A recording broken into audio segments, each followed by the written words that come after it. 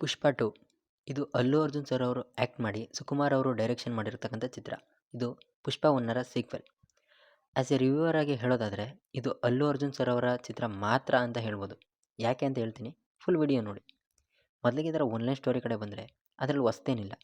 ಪುಷ್ಪ 1ನಲ್ಲಿ already Pushparaj ಆಗಿ ಬೆಳೆದಾಗಿತ್ತು. ಅವರಿಗೆ ಒಂದು ಮನೆತನದ ಹೆಸರಿಲ್ಲ ಅನ್ನೋ ಒಂದು ಸಂಕಟ ಅವ್ರಿಗಿತ್ತು ಅನ್ನೋದು ಆಲ್ರೆಡಿ ಪುಷ್ಪ 1ನಲ್ಲಿ ತೋರಿಸಿದ್ರು. ಅದ್ರ ಬಗ್ಗೆ ಯಾವ ಥರ ಅದು ಮನೆತನದ ಹೆಸರನ್ನ ಇವ್ರು ಪಡ್ಕೊಂಡ್ರು ಅನ್ನೋದನ್ನು ಇದರಲ್ಲಿ ತೋರಿಸಿದ್ದಾರೆ. ಇದು ಇದರ ಒನ್ಲೈನ್ ಸ್ಟೋರಿ. ಇದರ ಪಾಸಿಟಿವ್ಸ್ ಕಡೆ ಬರೋದಾದರೆ ಅಲ್ಲು ಅರ್ಜುನ್ ಅವರ ಆ್ಯಕ್ಟಿಂಗ್ ಮಾಸ್ ಆಗಿರ್ಬೋದು, ಎಮೋಷ್ನಲ್ ಆಗಿರ್ಬೋದು, ರೊಮ್ಯಾಂಟಿಕ್ ಆಗಿರ್ಬೋದು, ತುಂಬ ಚೆನ್ನಾಗಿ ಮಾಡಿದ್ದಾರೆ.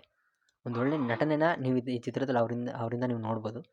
ಇನ್ನೊಂದು ಪಾಸಿಟಿವ್ ಕಡೆ ಬರೋದಾದರೆ ಎಸ್ಟಾಬ್ಲಿಷ್ಮೆಂಟ್ಗೆ ಬರ್ಕೊಂಡಿರೋ ಥಾಟ್ಸ್. ಇದರಿಂದ ಮೂವಿಲಿ ತುಂಬ ಹೈ ಮೂಮೆಂಟ್ಸ್ ನೋಡ್ಲಿಕ್ಕೆ ಸಿಗ್ತವೆ. ಗಂಗಮ್ಮ ತಾಯಿ ಜಾತ್ರೆ ಸೀನ್ ಅದೊಂದು ಸೆಕೆಂಡ್ ಹಾಫ್ನಲ್ಲಿ ಮೋಸ್ಟ್ ಹೈ ಮೂಮೆಂಟ್ ಅಂತ ಹೇಳ್ಬೋದು. ಇನ್ನು ನೆಕ್ಸ್ಟ್ ಪಾಸಿಟಿವ್ ಕಡೆ ಬರೋದಾದರೆ ಆ್ಯಕ್ಷನ್ ಸೀನ್ಸ್ ಹೊಸ್ತೇನಿಲ್ಲ, ಬಟ್ ಹೊಸ ಪ್ಯಾಟರ್ನ್ ಆ್ಯಂಡ್ ಸ್ಟೈಲಿಶ್ ಇದೆ. ತುಂಬ ಚೆನ್ನಾಗಿ ಆ್ಯಕ್ಷನ್ ಸೀನ್ನ ಸಿನಿಮಾಟೋಗ್ರಫಿ ಬಂದಿದೆ ಅಂತ ಹೇಳ್ಬೋದು. ಜೊತೆಗೆ ಇದರ ಬ್ಯಾಕ್ಗ್ರೌಂಡ್ ಮ್ಯೂಸಿಕ್ ಕೆಲವೊಂದು ಕಡೆ ನನ್ನ ತುಂಬ ಇಂಪ್ರೆಸ್ ಮಾಡ್ತು, ಕೆಲವೊಂದು ಕಡೆ ನಾರ್ಮಲ್ ಅಂತ ಅನ್ನಿಸ್ತು. ಇನ್ನು ಇದ್ರ ಬಿಗ್ಗೆಸ್ಟ್ ಸ್ಟ್ರೆಂತ್, ಈ ಮೂವಿಯ ಬಿಗ್ಗೆಸ್ಟ್ ಬೇಸ್ ಅಂತ ಅಂದರೆ ಅದು ಈಗೋ ಅರ್ಟ್ ಕಾನ್ಸೆಪ್ಟ್. ಒಂದು ಫೋಟೋ ತಗೊಳ್ಳೋದ್ರಿಂದ ಸಾರಿ ಕೇಳೋದು. ಇಲ್ಲಿ ಈಗೋ ಆ್ಯಟಿಟ್ಯೂಡ್ ತುಂಬ ಮಾಸಾಗಿ ಕಟ್ಕೊಟ್ಟಿದ್ದಾರೆ. ಇಂಟ್ರೂವಲ್ಗೆ ಗ್ರಿಪ್ ಸಿಕ್ಕಿದ್ದೆ ಈ ಈಗೋ ಅರ್ಟ್ ಅನ್ನೋ ಒಂದು ಕಾನ್ಸೆಪ್ಟಿಂದ. ಇದರಿಂದ ಇಂಟ್ರೂವಲ್ಗೆ ಒಳ್ಳೆ ಪುಷ್ ಸಿಕ್ತು ಅಂತ ಹೇಳ್ಬೋದು. ಇನ್ನು ಈ ಚಿತ್ರದ ನೆಗೆಟಿವ್ ಕಡೆ ಬಂದರೆ ಇದರಲ್ಲಿ ಸೀಕ್ವೆಲ್ಗೆ ಅಂತ ಏನೂ ಬರ್ಕೊಂಡಿಲ್ಲ. ಪುಷ್ಪ ರೂಲ್ಸ್ನ ಮಾತ್ರ ಬರ್ಕೊಂಡಿದ್ದಾರೆ ಅಂತ ಅನಿಸುತ್ತೆ. ಇದ್ರ ಜೊತೆಗೆ ಪಾರ್ಟ್ 1ನಲ್ಲಿ ಉಳ್ಕೊಂಡಿರ್ತಕ್ಕಂಥ ವಿಲನ್ಸ್ ಅದರಲ್ಲಿ ಯಾರೂ ಕೂಡ ಪುಷ್ಪ ಮ್ಯಾನರಿಸಮ್ಗೆ ಮ್ಯಾಚ್ ಆಗೋ ಥರ ತೋರಿಸಿಲ್ಲ. ಜಸ್ಟ್ ಕಾಮಿಡಿ ಥರ ಬರ್ಕೊಂಡಿದ್ದಾರೆ ಅಂತ ಅನಿಸುತ್ತೆ. ಆ್ಯಂಡ್ ಸ್ವಲ್ಪ ಜಾಸ್ತಿ ಬೇಜಾರಾಗಿದ್ದು ಅಂದರೆ ಪುಷ್ಪ ಮತ್ತು ಶ್ರೀವಲ್ಲಿ ರೊಮ್ಯಾಂಟಿಕ್ ಸೀನ್ಸ್ ಒಂದು ಸಲ ಇದ್ದಿದ್ರೆ ಸಾಕಾಗ್ತಿತ್ತು ಅನಿಸುತ್ತೆ. ನೋಡೋರಿಗೆ ಪದೇ ಪದೇ ಅದೇ ನೋಡಿದ್ವಾ ಅಂದರೆ ಬೇಡವಾಗಿತ್ತು ಅನ್ನೋದಕ್ಕಿಂತ ಏನಕ್ಕಿದು 3 hours 20+ ಮಿನಿಟ್ಸ್ನಲ್ಲಿ ಅಷ್ಟೊಂದು ತೋರಿಸೋದ್ರ ಬದಲು ಏನಾದರೂ ಬೇರೆ ಥರ ಸ್ಟೋರಿ ಇಲ್ಲ ಬೇರೆ ಏನಾದರೂ ಹೊಸ್ದಾಗಿ ತೋರಿಸಿದ್ರೆ ಚೆನ್ನಾಗಿರ್ತಿತ್ತು. ಜೊತೆಗೆ ಅಲ್ಲಿ ಈ ಒಂದು ಸಿಚುವೇಷನಲ್ಲಿ ಬಂತಕ್ಕಂಥ ಒಂದು ಸಾಂಗ್ ಆಗ್ತಾನೆ ಒಂದು ಜಸ್ಟ್ ಅಲ್ಲು ಅರ್ಜುನ್ ಸರ್ ಅವರಿಂದ ಬಿಗ್ಗೆಸ್ಟ್ ಆ್ಯಕ್ಟಿಂಗ್ನ ನೀವು ನೋಡಿರ್ತೀರ. ಒಂದು ಎಮೋಷ್ನಲ್ ಸೀನ್ ಆವಾಗ ತಾನೇ ಒಂದು ಆ್ಯಕ್ಟಿಂಗ್ ನೋಡಿ ತಕ್ಷಣ ಈ ಸಾಂಗ್ ಬರುತ್ತೆ. ಒಂದು ಎಮೋಷ್ನಲ್ ಸೀನ್ ಆದಮೇಲೆ ಅದು ಅನ್ಎಕ್ಸ್ಪೆಕ್ಟೆಡ್ ಅನ್ನೋದಕ್ಕಿಂತ ಅಲ್ಲಿ ಇಟ್ಟಿರ್ತಕ್ಕಂಥ ಪ್ಲೇಸ್ಮೆಂಟ್ ಸರಿ ಬಂದಿಲ್ಲ ಅಂತ ಹೇಳ್ಬೋದು. ಆ ಸಾಂಗ್ ಬೇಡವಾಗಿತ್ತು ಅಂತಲೇ ಅನಿಸುತ್ತೆ. ಇನ್ನೂ ಒಂದು ಬೇಜಾರಾಗಿದ್ದೇನು ಅಂತ ಅಂದರೆ ಟ್ರೇಲರ್ನಲ್ಲಿ ತೋರಿಸಿದ್ದ ಮೋಸ್ಟ್ ಸೀನ್ಗಳು ಅಂದರೆ ಕೆಲವೊಂದು ಸೀನ್ಗಳು ಇದರಲ್ಲಿಲ್ಲ.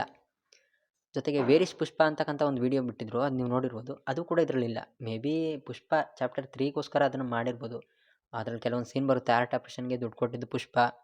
ಇನ್ನು ಕೆಲವೊಂದು ಸೀನು ಪುಷ್ಪ ಕಾಡೊಳಗೆ ಹೋಗಿದ್ದು, ಅವನಿಗೆ ಗುಂಡು ಹೊಡೆದಿದ್ದು, ಇದೆಲ್ಲ ಮೇ ಬಿ ಚಾಪ್ಟರ್ 3 ಅಂದರೆ ಪುಷ್ಪ ಪಾರ್ಟ್ 3 ಅನೌನ್ಸ್ ಮಾಡಿದ್ದಾರೆ ಮೂವಿ ಎಂಡಿಂಗ್ನಲ್ಲಿ, ಅದಕ್ಕೋಸ್ಕರ ಮಾಡಿರ್ಬೋದು.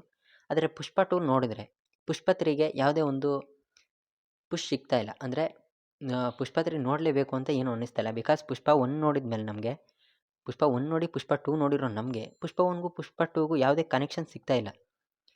ಅದರಲ್ಲೂ ತುಂಬ ಜಾಸ್ತಿ ಬೇಜಾರಾಗಿದ್ದೇನು ಅಂದರೆ ನಮ್ಮ ಧನಂಜಯ್ ಸರ್ ಅವ್ರದ್ದು ಕೂಡ ಒಂದು ಸೀನ್, ಅದು ಆಲ್ಮೋಸ್ಟ್ ನಾನು ಆ ಸೀನ್ ಬಂದಾಗ ಆ ಸೀನ್ನ ನೋಡಿದೆ. ಬಟ್ ತುಂಬ ಜನ ಆ ಸೀನ್ ಬರೋಷ್ಟರಲ್ಲಿ ಹೊಂಟೋಗಿದ್ರು. 3 hours 21 ಮಿನಿಟ್ಸ್ನಲ್ಲಿ ಆ್ಯಸ್ ಎಂಥ ವಿಲನ್ ಅವರು ಅಂತ ನಮ್ಗೆ ಆಲ್ರೆಡಿ ಗೊತ್ತು.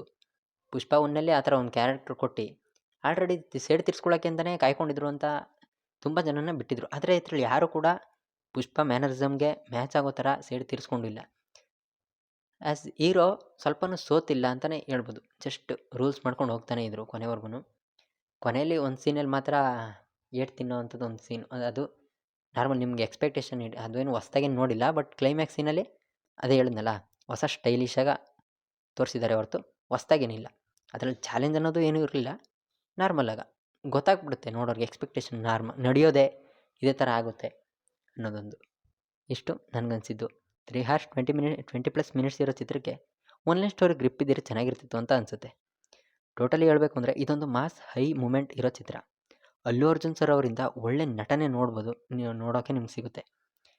ನಿಮಗೆ ಈ ಚಿತ್ರ ನೋಡಿದರೆ ನೀವು ಆಲ್ರೆಡಿ ನಿಮ್ಗೇನು ಅನ್ನಿಸ್ತು ಅನ್ನೋದನ್ನ ಕಮೆಂಟ್ ಸೆಕ್ಷನಲ್ಲಿ ತಿಳಿಸಿ. ಆದಷ್ಟು ಕನ್ನಡದಲ್ಲಿ ಚಿತ್ರನ ನೋಡೋದಕ್ಕೆ ಟ್ರೈ ಮಾಡಿ. ಆ್ಯಂಡ್ ಈ ವಿಡಿಯೋ ನಿಮ್ಗೆ ಇಷ್ಟ ಆಗಿದ್ರೆ ಸಬ್ಸ್ಕ್ರೈಬ್ ಮಾಡ್ಕೊಂಡು ಸಪೋರ್ಟ್ ಮಾಡಿ. Thank you so much. Bye.